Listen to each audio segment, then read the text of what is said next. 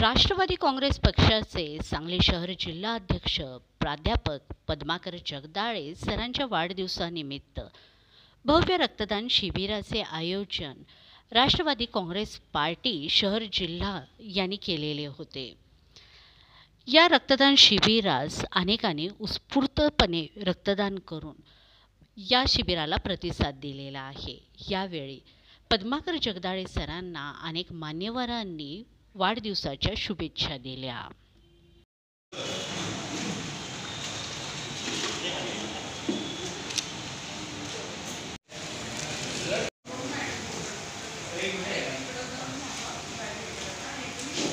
गर्दी